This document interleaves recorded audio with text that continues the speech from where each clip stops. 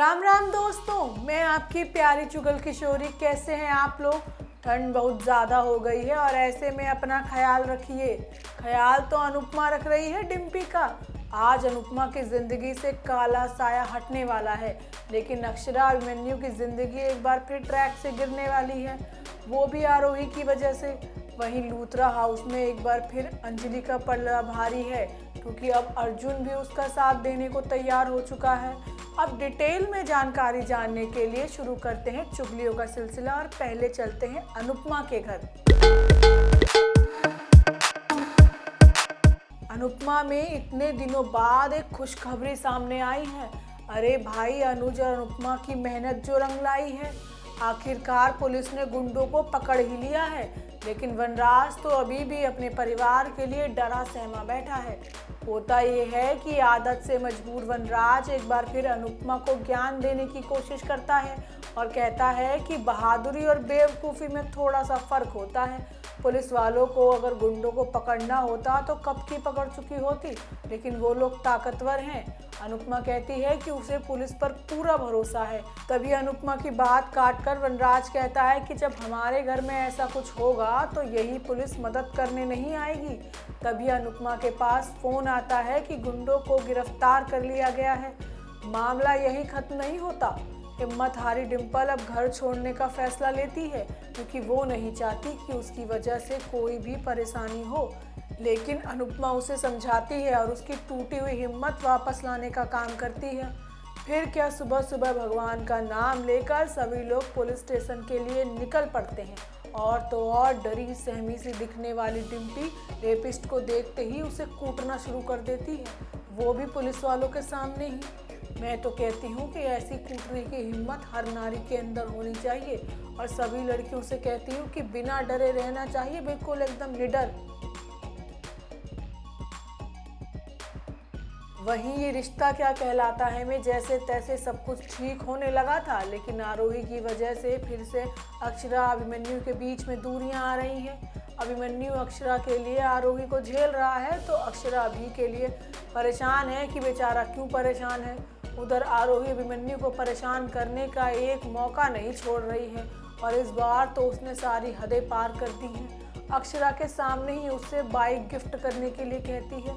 अब बाइक तो अक्षरा अभिमन्यु के प्यार की निशानी है। अक्षरा बिगड़ जाती है और कहती है कि तुझे नई मोटरसाइकिल लाके दे देंगे, लेकिन ये नहीं देंगे। बेशर्म आरोही अड़ जाती है और कहती है कि लूंगी तो यही बाइक लूंगी। बेचारा अभिमन्यु भी अक्षरा से चाबी देने के लिए कहता है, और यही बात अक्षरा को बुरी लग जाती है।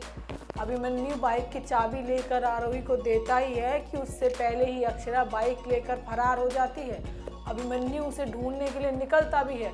अक्षरा कहती भी है अभिमन्यु से कि कुछ छुपा रहे हो, लेकिन अभिमन्यु कुछ नहीं बताता। अक्षरा सड़क पर बैठकर रोने भी लगती है, लेकिन फिर भी अभिमन्यु अपना मुंह खोलने को तैयार नहीं है। अपकमिंग एपिसोड में अक्षरा को पता चल जाएगा कि आरोही अभिमन्यु को ब्लैकमेल कर रही है, लेकिन क्यों कर रही है ये बात आने में अभी समय है। वहीं कुंडली भाग्य में अंजलि मगरमच्छ के आंसू बहाकर सबको अपनी तरफ करने में लगी हुई है।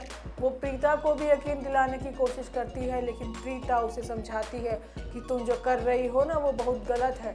अगर तुम्हारी मजबूरी है तो बता दो, हम तुम्हारी मदद कर देंगे। लेकिन एक बार फिर अंजलि झूठ का सहारा लेकर प्रीता को पुलिस वालों के सामने ही फंसाने की कोशिश करती है। वो कहती है कि प्रीता उसे धमकाने की कोशिश कर रही है और केस वापस लेने का दबाव बना रही है। प्रीता समझ जाती है कि अंजलि झूठ बोल रही है।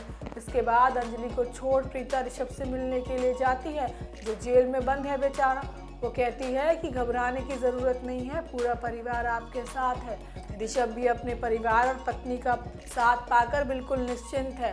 तभी अर्जुन भी प्रीता को ऋषभ के साथ देख लेता है और जल भुन जाता है दोनों को एक साथ देखकर। उधर अर्जुन को यकीन दिलाने के लिए अंजलि नई चाल चलती है और अपने शरीर पर जख्म दिखाने लगती है, जिसके बाद अर्जुन को भी यकीन हो जाता है कि बेचारी के साथ कुछ गलत हुआ है। इसलिए अर्जुन अंजलि को अब न्याय दिलाने का प्रण लेता है। वहीं गुम है किसी के प्यार में एक बार फिर सई और विराट की किस्मत दोनों को मिलाने की कोशिश कर रही है।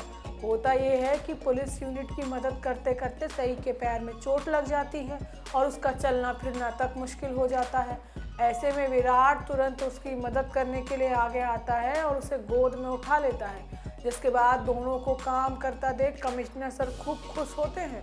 वो सई को अपने पुलिस डिपार्टमेंट में नौकरी देने का ऑफर भी करते हैं। वो विराट से भी पूछते हैं कि क्या वो सई के साथ काम करने के लिए तैयार है। इस पर विराट तो साफ साफ मना कर देता है। दूसरी तरफ सई भी कहती है कि वो विराट के साथ काम नहीं करेंगी, लेकिन ये सब सुनकर पाखी पगला जाती है। वो तो कांपने लगती है कि कहीं दोनों एक साथ काम करने के चक्कर में करीब ना आ जाए। वो विराट से सीधा सीधा कहती है कि सई के साथ काम करने के लिए मना कर दो, लेकिन विराट पाखी की बात को काटकर सई के साथ काम करने के लिए हाँ कर देता है। अब सई ने अपना फैसला अभी तक नहीं सुनाया है। अगर सई भी हाँ कर देती है तो पत्रलेखा का क्या होगा भगवान जाने, लेकिन इस बात की पूरी गारंटी है कि आपका मनोरंजन दुगना होने वाला है। आज के लिए टीवी की दुनिया से इतनी जानकारी काफ़ी है। कल आपसे फिर मिलने आएंगे इसी समय पर, लेकिन आप हमारे चैनल को सब्सक्राइब करना और वीडियो को लाइक करना ना भूलिएगा। राम राम।